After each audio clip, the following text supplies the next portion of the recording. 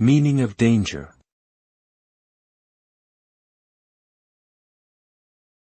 Danger.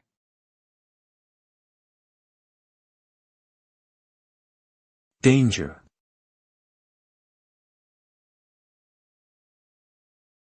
Danger.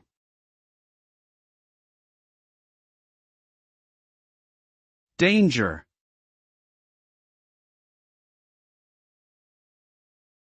Danger refers to the possibility of harm or injury, either physical or emotional, that could result from certain circumstances or actions.